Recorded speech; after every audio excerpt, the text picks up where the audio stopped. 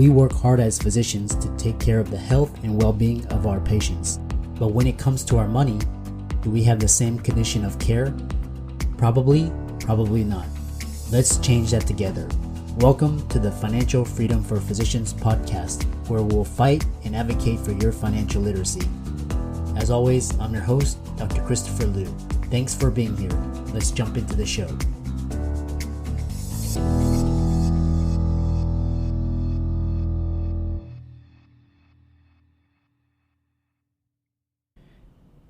Before we begin today's episode, let's hear from this week's sponsor.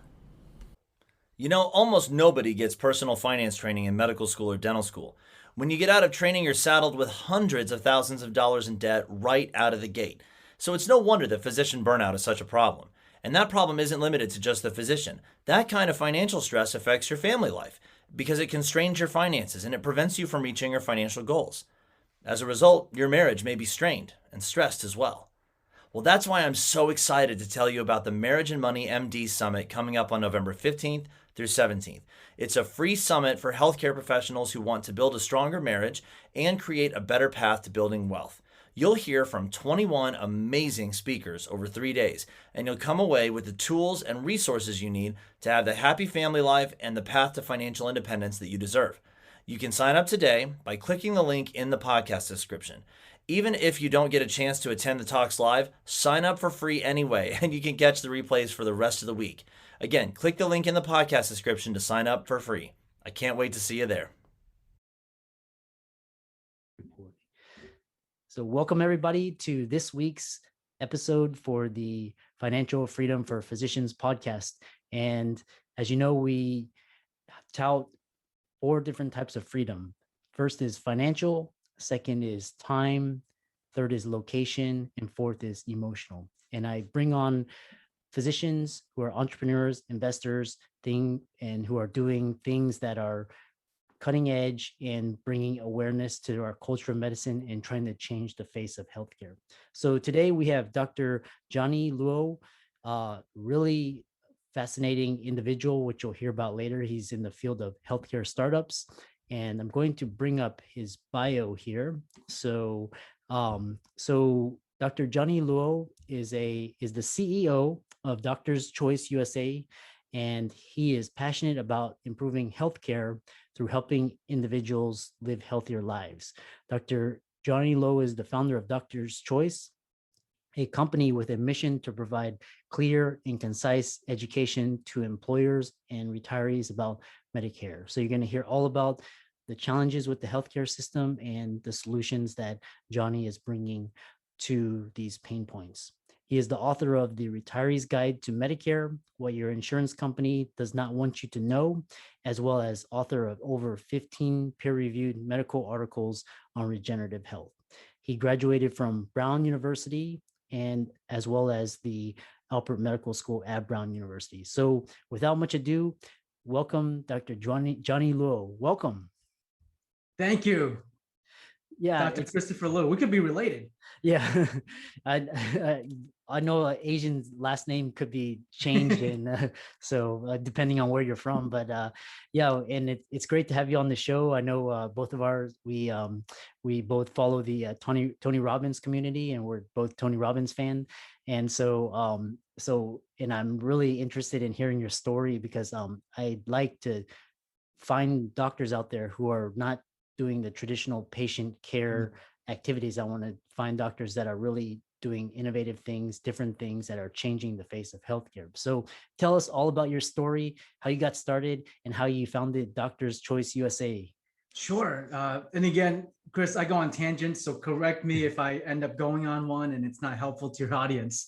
Sure. Again, thanks so much for having me on. I really appreciate this opportunity. It's always fun to know when we connected. I was like, this guy knows what he's talking about when it comes to investing and retiring at 38. So really impressive. I hope to be there in a couple of years when I'm that age. So yeah, so a little bit about my background and story. I grew up in China, in Fuzhou, and I came to the US when I was 8 years old, and my parents were both physicians and professors, and they had established their career in Rhode Island, right? The smallest state, unless I think Washington, D.C., if that becomes a state, then It'll no longer be the smallest state. So lived in Rhode Island my whole life. I went to school there. I went to medical school there, and I was in the process of going into primary care because I really liked patient care, really liked helping people. I know that sounds cliche, but I guess everybody says that, right? If you have a kid that says, I want to go up to hurt somebody, I mean, their problem is probably bigger than getting into medical school. Yeah. So the what I was really what was really interesting was when I was going through school, and I think this is the part of the story where last time we talked, I didn't really go into too much, and it was one of the spurring factors in what I'm doing today and the direction that I took. So I ended up getting sick in my freshman year in college, and it was some type of autoimmune disease. They really couldn't figure out what it really was. Part of it was exacerbated by nickel allergy. So that's actually one of the published papers. Was I realized that your cell phone could give you a nickel allergy, and that could end up in some pretty bad rashes. And so, long story short, there was I went through a lot of therapy as a patient. Learned a lot about dermatology.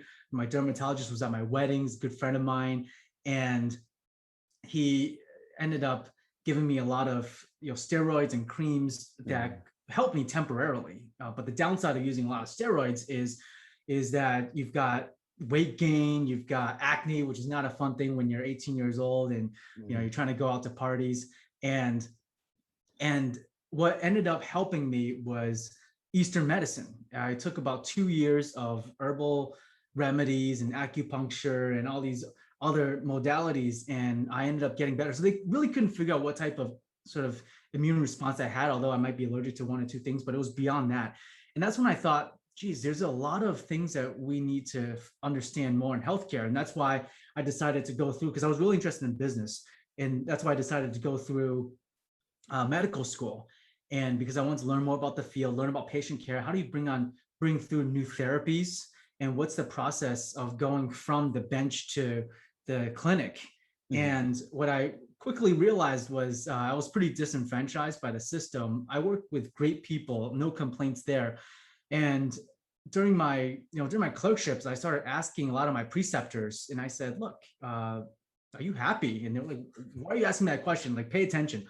So after asking that enough, it came to be that 9 out of 10 said, no, I'm not happy. And it was really interesting because you saw these trends, right, where the primary care docs wanted to do something, maybe NGO or nonprofit. A lot of this, I'm generalizing, and I apologize for doing so, but it's what I saw. A lot of the specialists, especially the surgeons, either were really engineering focused or they want to make a lot of money. So they would have, a lot of the specialists said, well, I wish I went on Wall Street or did consulting or something like that. And it was really interesting to see the patterns. And I started to look at, why is that? And I started talking to more patients, because when you're a student, you can do that. And there's not a whole lot of, as long as you don't hurt anybody, you can have a lot of freedom to explore and ask questions. And what I ended up realizing was with medicine, it's a marketplace. At the end of the day, it's an exchange between patients that need the service and providers that can provide the service, hence providers. And neither side were happy with the experience. And that led me to think, look, there's got to be something wrong with this exchange, because let's say you go into a hot dog stand, right? And you're getting a hot dog, and the guys that's selling the hot dog to you is not happy selling you the hot dog, and you're not happy buying the hot dog. So theoretically, that hot dog stand should not exist. Exactly. So that's what's happening in medicine. And medicine is just ballooning. We're close to 20% of our GDP versus Singapore's 5%, other countries, 10 to 15%. And our outcomes are not much better. And we've heard those statistics over and over again. And I just thought, look, what am I missing here? And why is it so hard to innovate? And the definition of innovation, you ask 5 people, you get 10 different answers. And for me, it's about how do we just find a better way to meet our clients or our patients' needs. So originally, the thought was, I'll finish medical school, finish residency, I'll join this practice. It was about 4,000 patients, 2 docs, 2 urgent cares, and maybe figure out a micro practice, concierge care, somewhere where we could develop a experience for patients that they wanted to experience, and also develop a lifestyle for doctors where you weren't working, 70, 80 hours a week and seeing your pay go down every single year. Yeah. That plan didn't really pan out because I just felt like I wasn't getting any younger, and I knew that I probably wouldn't have been able to work. Mhm. I had a good friend of mine who told me, look, he was at that point, he was 65 years old. And he said, look, I spent the best 20 years of my life, not, best 20 years, meaning the time of my life between I would say my late 20s to Mhm. late 40s, where I could really work, right? I could work 70, 80, 90 hours a week on something I'm passionate about and still Yeah. keep going. Yeah. Versus he goes, I'm 65 now and I can't. I Mm. just energetically, I can't. I Yeah. don't know, maybe we got to get them into some programs, but so that really struck me, and I was like, shoot, back then I was 24, 25. Mhm. And I said, I got these 20 years to work really, really hard. Let's make it count. So that's when I said, look, what can I do immediately? How do I understand the healthcare system? Because even though I was a medical student and I had done a little bit of work at a local, very small biotech venture capital firm, Mhm. done some medical research, but I really feel like I didn't understand how the pieces work together, like who's actually moving those pieces. Because every time you're a small player, you go out there and you have to exert a lot of energy. It's like riding a tricycle. You have to get somewhere, and the realization was I need to learn more. I need to learn more about, if I'm going to bring new treatments to market, all of that. I need to first understand how things work, and then I can make some changes. Because otherwise, I'm just going a bull in the china shop. I don't really understand what's going on. And this is right around the time that the Affordable Care Act was coming out, so Obamacare. And I was still doing a lot of work in the same primary care office. And a lot of the patients that were coming into the office, they were older, they were on Medicare. So Medicare is for people that are 65 or older, or people who are disabled. And they were really confused. They didn't know what to do because there's a lot of communication on, the Obamacare. You got to do this. They plowed, I think, $100 million a state or something like that into Yeah. developing the systems and marketing. So it was everywhere. And people were really confused. And that was an independent system from Medicare in terms of how the patient experienced it. So patients were really confused. I didn't really have a good resource to send them to because I didn't know anything about insurance. Uh-huh. But I quickly realized that insurance was one of the hidden forces. I mean, insurance and pharmaceutical companies are some of the biggest forces, aside from these now big hospital chains, that are driving a lot of the decisions in healthcare, because centralized demand and centralized supply, and I needed to understand how all those big pieces worked. And Mhm. I'd done some pharmaceutical research. I wasn't a big fan of that because even though we've got some really great life-saving therapies, I also feel like a lot of times we can be frankly, I don't know if it was your experience. I felt like I just went to medical school to be taught how to prescribe medications. Mhm. Yeah, And you we're do a couple surgeries here and there, which is fun. You did a lot more surgeries. Um, so I I was really interested in insurance because I felt like insurance was one of the hidden, it's not so hidden, but it's one of the big forces that I feel like this is my thinking at the time. If you get big enough in insurance, you'll be able to make a difference, because then nobody can come in and take you out really quickly, right? Mhm. Because nowadays, I mean, we're seeing this nowadays too, where it's like you say something a little bit that's off the fringe, you might get canceled. So Yeah. I figured if you have a really big insurance company behind you and you're trying to do the right thing, then you're gonna have a lot more momentum. That was my thought. Uh-huh. Whether or not that's true, I don't know. We still have to wait for it to pan out. So I said, what can I do to add value immediately? Because even though I had a little bit of tiny bit of experience as an intern, worked a little bit at a venture capital firm, I still didn't understand the breadth of how do you start a company? How do you go out there and either raise money or scale up or all of that? And I know that a lot of my colleagues were thinking the same thing. They were thinking it'd be really cool. They all had an idea. Everybody had an idea, and ideas are cheap. They're like, Mhm. I have this great idea to do this, and I think it'd be great. How, I want to sell you the idea for 50% of the company or something like that. Yeah. And quickly realize it's not about the idea, it's about execution. Two people can have, oftentimes multiple people have the same idea. It's who can execute it better. So for me, immediately, I didn't really have an idea, but I did have this problem, which is a lot of patients that were confused about their health insurance, and I wasn't equipped as a provider to be able to educate them when I should be. Mhm. And hence, that's when Doctor's Choice was started. Hence, doctors helping patients make smarter choices. That was Mhm. the etiology of the name. But what it quickly grew into was it was taking a lot of education around what Medicare means and how to navigate Medicare.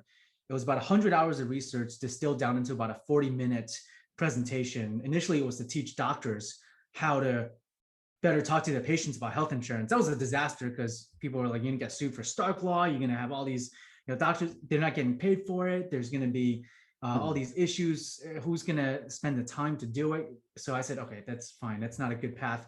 But then patients really wanted the education. And then we quickly realized that most people get their health insurance from employers, and employers they were really the right venue.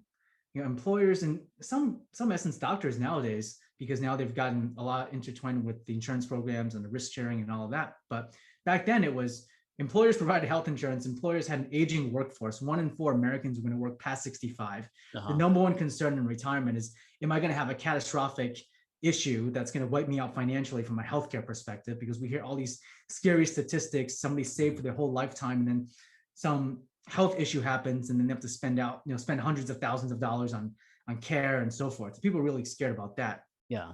So that was the number one concern. And people were a lot of times delaying retirement because of that reason, because just there was a lack of information. There was a lack of clarity, and there's lack of concise guidance. And most of what was out there was a lot of people trying to just simply sell insurance. Right. And nothing wrong with that, but just not the approach that I wanted to take, not the approach that I wanted to send my family towards. And definitely not my patients. So I wasn't comfortable sending patients to, a sales presentation where they're going to be sold something. So what we decided to do was, the company, we built a platform which the process of going from employer insurance to Medicare is incredibly cumbersome, because not only do you have to go on the new insurance, you've got to navigate through your human resource department. You've got to go through the federal government, which we know it's always a breeze, right? When you have to go to the federal government for something. And then you've got to sort through over 2,000 different plan combinations across the country. It's probably a lot more than that. But a lot of insurance options. And the good thing is that it can be hyper tailored. An option can be hyper tailored to somebody's doctors, medications, lifestyle, all that. The downside is too many options to choose from. I mean, I go to a restaurant, I get confused because there's too many options in most restaurants. So same thing with the consumer, and they're making really, in some cases, a permanent decision. So we wanted to have a better way of doing that. And that was really the need that we were meeting. And the benefits, we wanted to set up a win-win-win situation. So the win for the individual was they would get this guidance, right, that was unbiased. It was from a team of people that a lot of times have healthcare backgrounds or counseling backgrounds, our advocacy team. And it was software driven because we realized that this 50 different enrollment periods, 2,000 different combinations. One person's not going to get it straight in their head. I couldn't get it straight after, I still have to look things up after 8.5 years. So we developed a software platform. It's like a TurboTax for Medicare called the Medicare Checkup. And it goes through somebody's specific situation, and it identifies enrollment period, identifies what options are right for them based on their specific lifestyle and medical needs, and projects out also what we think that they'll need in 5 to 10 years, because we have enough data on that. And it's a really cool system that we developed that our team uses to help provide that level of guidance that, again, I wanted for my family and patients. And then for the employer, the benefit of that, so the patient gets a service, or the client gets a service from us for no cost on our platform, because a lot of times the employer is paying for it. So the employer is paying us as an employee benefit, because employers now employers offer health insurance, they offer caregiver benefits, and then they're realizing that for their employees that are getting older and for the employees that are caregivers, there's a huge need, a gap that needs to be filled in terms of helping people navigate Medicare. And also the other financial benefit is that in cases where truly it's better for the employee to go on Medicare versus staying on their health insurance, the employer saves a lot of money. So we had one case where there was a 5,000 person company, and just recently, and they were self-insured, meaning that they were paying for their own claims. So big companies, what they can say is that, look, if we keep our employees healthier than the general public and we pay their own claims, then we can save money on health insurance. So that's what they did. And the first week we implemented, there was this was a big, it was a service industry, and it was a driver, and the driver had been there for 30 years. So a lot of loyalty to this organization. His wife had stage 4 ovarian cancer, and she's still doing well today. but she was getting her care done in a big city, big hospital system. About 1 million, 3 million foreign claims every single year for that one person, not even the employee, just the spouse. Right. And of course, the company was paying for it. And what ended up happening was we did the back and napkin analysis from a third party perspective and say, hey, look, you can save $2,600 by having your wife go on Medicare for you personally, based on deductibles and copays and her doctors and so forth. Mm-hmm. And for him, it was no brainer. So they saved $2,600 and the company saved $1.4 million a year. Wow. Just off that one case. So the return on investment can be tremendously asymmetrical and everybody's happy. Mm-hmm. Right? So that's the first step. So this is the value that we created in navigating people through the system, because I feel like I'm still learning, and whatever I want to learn, I want to then teach immediately to people. And so this is our first step, and that's what the company Doctor's Choice is that we provide that crystal clear guidance and advocacy, and we help people actually fill out the paperwork to transition them from employer coverage to Medicare. It's a win-win-win across the board. I guess in some cases, maybe we're offsetting the risk of the government. That's where people are like, where's the free lunch? Well, the free lunch is kind of like the government, which is we're all paying for it. But that's a bigger problem that we have to worry about. Yeah, exactly. But at least in the meantime, employers can save money legally because you can't push employees off. It's the employee's choice. And we want to make sure that we want to be that neutral third party where it's truly a better bet for the employees. And from there, we were able to now work with the insurance companies, understand how insurance truly works. Yeah. And I realized, Chris, it's funny, when I was a medical student and when my colleagues were trying to get in touch with the insurance companies, right? You know how difficult everything was. Like, you get a claim denied and then you got to appeal it. And then the office I was in, we were spending $200,000 a year off of $1 million top line to just do all that stuff. Mm-hmm. Yeah. That's something that we could either help give to charity care. It just boggles my mind. But you can't get a call back from insurance companies, and huge. I get into the Medicare. Essentially we're in distribution now. Part of the business model is we become their insurance agent, but everybody's salaried, so it's unbiased. But when I'm sitting in that seat, I give a call, and the VP, the SVP, the president, the CEO, all these insurance companies, they call me back. Mm-hmm. I can have a conversation. I can say, hey, look. We had one of the local plans. We gave them a lot of advice, and my passion in Eastern medicine. I said, look, we have a lot of clients who could benefit from acupuncture. This is back when Medicare didn't cover it. This year, I think they did overall. And I said, look, we got to add a lot of these holistic medicine components into these plans. Wow. And because of our volume and the amount of people we've helped, they did it. I was like, when did you ever, as a physician, you could get a insurance company to move? Almost never. It's like huge. It's like you can't. It's like moving a mountain. You can.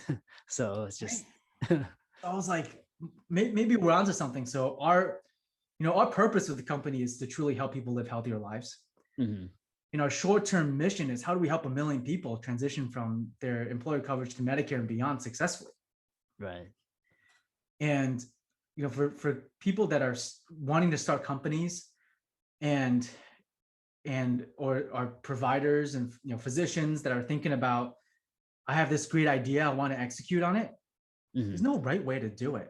Frankly, the process of going from a provider, I was a provider in training, definitely, and to an entrepreneur was a big move. Mm-hmm. And I know that you did it successfully. Took a lot of people that you've have on your podcast did it successfully. Mm-hmm. And everybody in general has a different story, but I feel like the similarity is literally having faith. I know this sounds really corny, but I used to think it was all mechanics, right? It was about, all right, you got to write a business plan, you got to do this, you got to get these business cards, you got to do something. Mm-hmm. And people that told me it was about building company culture, building, building. I shouldn't say because I think that's condescending, but building culture and a lot of the soft stuff, having faith and taking that step. And I was like, dude, I'm just trying to survive here, right? I'm trying to pay my next month's bill because I've decided to do this. Give me some mechanic. What can I do immediately? But now that I'm 8.5 years in and never took on any institutional money, and Yeah. I've grown the company, even though we're not, not close to, even close to where I want to get to. But now having some experience, I realized I wish I just slow down and focus on starting small instead of looking big. Yeah. Because when you first start, like you got the suit on, or at least for me, it was like I wanted to seem like I was big because I was a one man band. I want people to take me seriously, especially as a provider, somebody that's new, out of school, out of training. And I realized looking back that for folks that want to start, there's no shame in being a one man band, because the people that are going to buy into like you seemingly big are the people that a lot of times, want something from you that's more than what you're typically willing to give. And if you just start by looking like, who can I help? What can I do immediately? Everything's an exchange. Right? I was exchanging guidance for the ability, for either an employer to pay me or insurance company to pay me to do the guidance. And that was it. That's the fundamental. You have to look at what's the exchange. And if you're helpful to somebody and you're helpful to a point where they'll pay you to do something because it's a big enough pain point, then you figure something out. And then you got to keep on doing it, and you get very good at doing it. And then scaling up is then you have to get other people to do it. And that's where the culture comes in. You have to make sure that you have to hire people that fit into the mold of, you want diversity, but you want also people that believe in what you believe in. Right. That's super hard to find. Yeah. Right. And that's why most entrepreneurs fail to scale up more than having really like a solopreneurship, which is just you owning your own job, which is really, really stressful, because a lot of times, and I've been there, and I feel like I'm still there some days, where when you start a company, the first person you take advantage of is yourself. You underpay yourself and you overwork yourself. And when you scale, when you first start to hire, you can't really hire a lot of top tier talent because you don't have the money unless you go out and raise a bunch of money. Then who do you recruit and take advantage of? People that you care about, right? You have your spouse, or you have your friend, come work for the business, and you're really underpaying them and overworking them still. Yeah. And then from there, you sort of, and everybody goes through the same things. There's just very few stories out there that are different from a lot of different approaches that you can take, but in terms of themes and in terms of, right, the superhero, there's 1,000 different scenarios that the superhero can be in, but ultimately the story is superhero goes through some type of transformation, gets beaten up, transformation, finds him or herself, you're right, overcomes the villain, and then the end, like happily ever after for the most part. And there's a sequel, and then try to make more money off of it. But then that's in entrepreneurship, I realized that they're the same themes, just much different scenarios. Right. So those are some of the lessons that I've learned, which is, be okay with so realizing where you are and seeing where you are and taking that first step.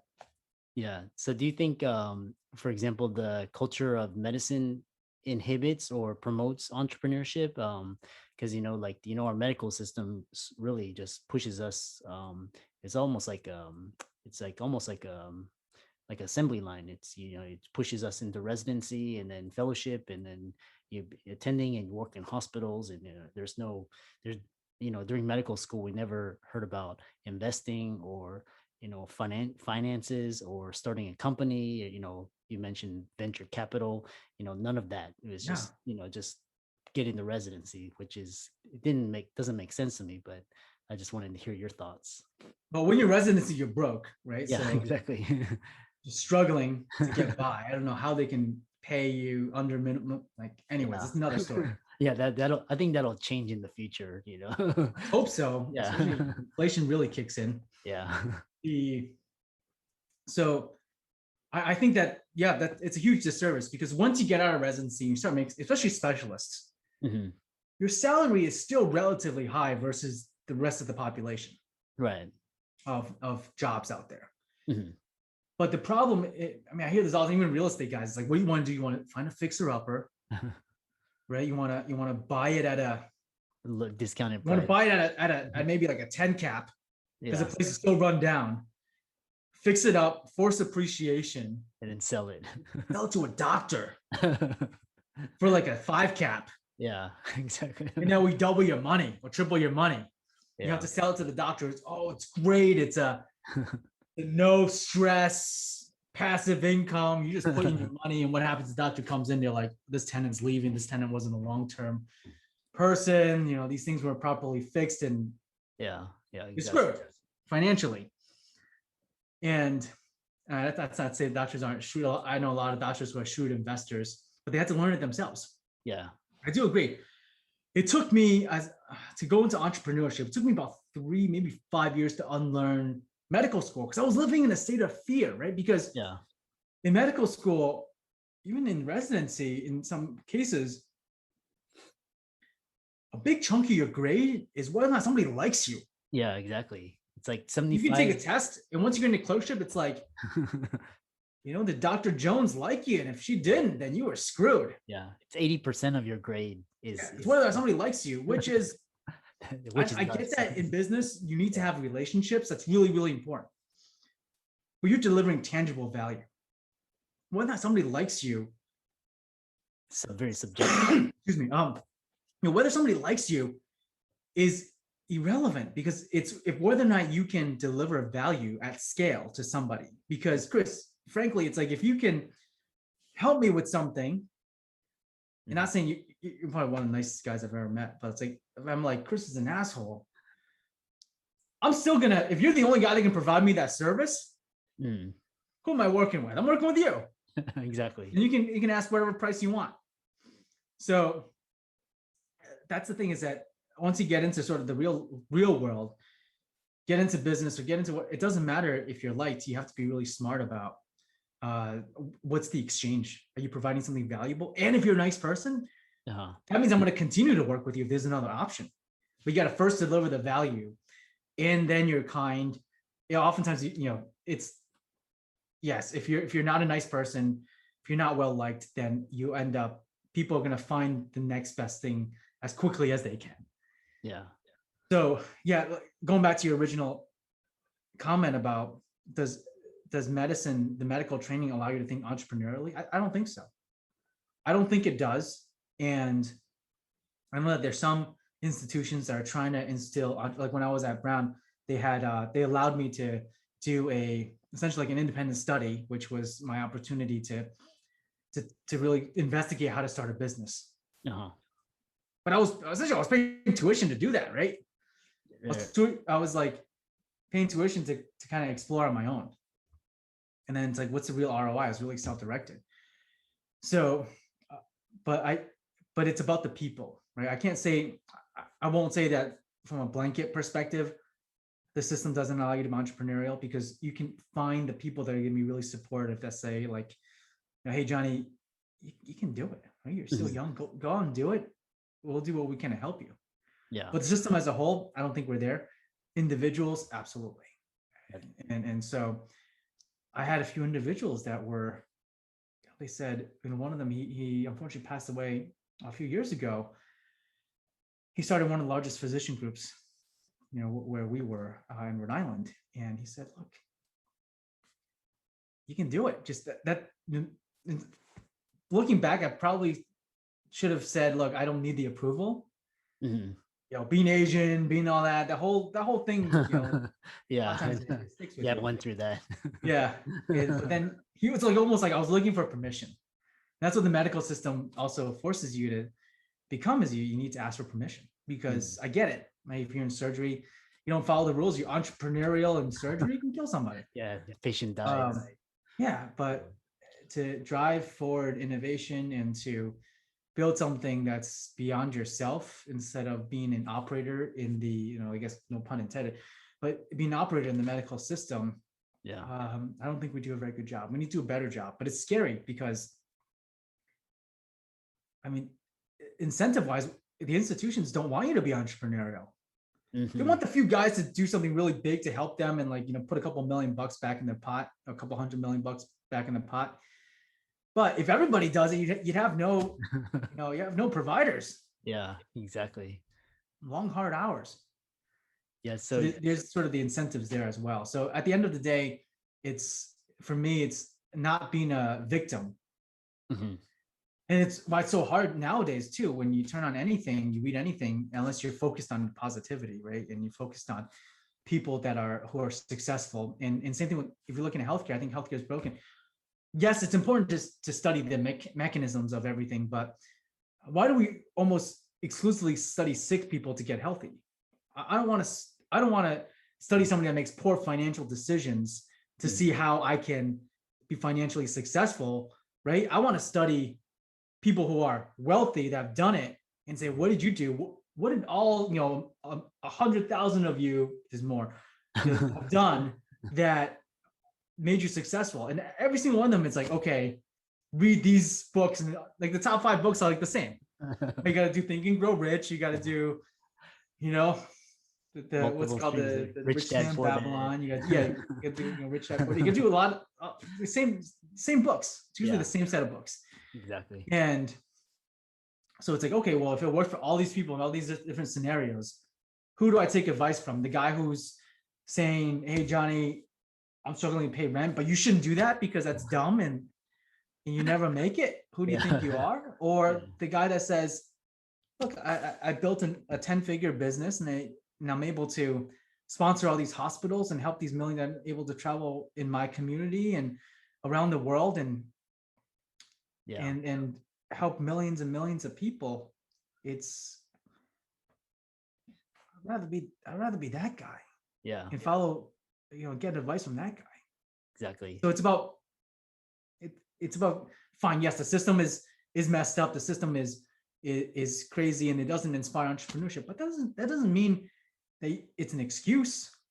If you truly got it inside of you to say, this is what I want to do, then you got to have the faith to do it. What's that saying? What's that story where people, it's like on your deathbed and you've got the dreams and all the ideas that you had that were never executed on. And the dreams are saying, look, we came to you because you had the gifts to bring us into reality and you didn't, because you were afraid, because you felt like you wanted to fit into some box, because you wanted to be liked, because my friend Joey wasn't going to accept me if I went a certain route.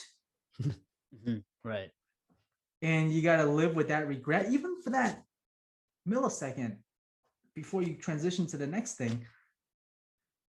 Just the thought of that is just, it's painful, right? Yeah. And hopefully that's painful enough to do something. And that was painful enough for me to do something about it. Yeah. Don't die with regret. It's better to take action and fail and learn than not take action and just, hold on to that and just, go, the pain of regret is worse than the pain of failure. So we don't understand that because everybody has time, but once you run out of time, then you realize that everybody's going towards the same path. It's just how you use that time and the decisions and actions that you take. So big time. Yeah. And you mentioned the good thing, interesting, is everything is like our culture is fear-based, don't make mistakes. Don't, if you put the wrong answer on the test, you're rewarded for not making mistakes, rather than in business entrepreneurship, we're rewarded for taking risks, taking action, making mistakes, but we learn and we move forward. So you've given so many great pearls, and if people want a broken record, it's all the same stuff that everybody else says, right? It's like maybe you hear it enough to either reinforce it or take that leap. I'm sure a lot of the listeners would be interested in connecting with you. So how would they find you on your website and your social media? And feel free to let listeners know. And Sure, I gotta get better at social media. So if you want to follow us on Facebook, Doctor's Choice USA, and then also on Twitter, Doctor's Choice U, and we're on LinkedIn, Mhm. We are currently restarting our YouTube channel. Maybe there's another conversation around why we're doing that. And then if you want to follow me personally, I think the most active, I don't know if it's going to be helpful to you. I go to Disney World and I take pictures of food Mhm. on Instagram. So it's just my full name, Johnny Z. Liu. Johnny. So there's no followers and you want me to post more other kind of stuff, I'm happy to do so. Yeah. And So, but I welcome you all, anybody to connect. Happy to see however I can help in terms of getting people off the ground, or if somebody's interested in the Medicare space, or if you're an employer interested in mhm. putting this service in for your employees, more than happy to chat. Yeah. And for all the listeners, we'll put all of Dr. Johnny Luo's information and references in the show notes. So thanks so much. You've dropped so many tons of words of advice, wisdom. Your story is so inspirational, and you've given so many examples. So take care, and we hope to hear about your progress in the future. Chris, thank you. Thank you. I'm following your success as well. Thanks so much. Come join us at the Marriage and Money MD Summit coming up on November 15th through 17th. It's a free summit for healthcare professionals who want to build a stronger marriage and create a better path to building wealth. Click the link in the podcast description to sign up for free and come away with the tools and resources you need to have the happy family life and path to financial independence that you deserve. I'm excited that you made it for another episode. You are truly the best. If you've been following the show for a while, you know that my passion is to bring you the education you need to find your path to financial freedom. Please come back week after week for new content, new resources, and great guests. Until then, if you haven't already, please be sure to check out the website, www.drchrislumdphd.com for more support. I'll see you next week.